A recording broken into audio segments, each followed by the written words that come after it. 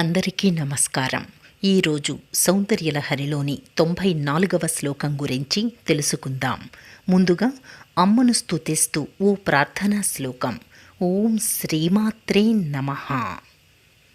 హ్రీంకారాసనగర్భితానలసిఖాం సౌః క్లీం కళాం బిభ్రతీం సౌవర్ణాంబరధారిణీం వరసుధాధౌతాం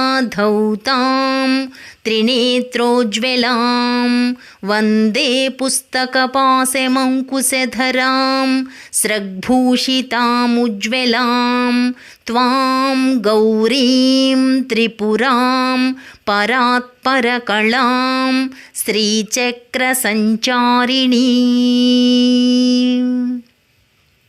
ఇప్పుడు సౌందర్యలహరిలోని 94వ శ్లోకం.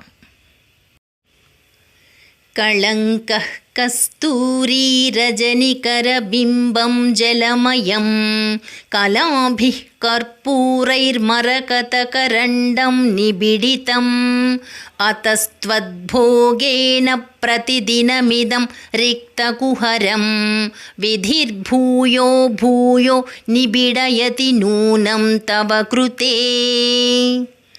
ఈ శ్లోకం యొక్క అర్థమేమిటంటే, అమ్మా, ఈ లోకములోని జనులు తెలియక చంద్రునిలో మచ్చ ఉందని భావిస్తారు. నిజానికి అది నీ అలంకార పేటిక.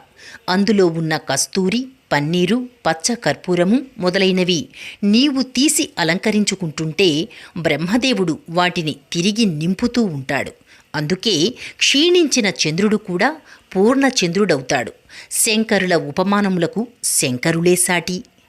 తల్లి, ఈ లోకంలో జనులు చంద్రమండలాన్ని చూసి అజ్ఞానంతో చంద్రుడని, చంద్రునిలో కళంకమని, చంద్ర కిరణాలని, చంద్రబింబమని అనుకుంటున్నారు.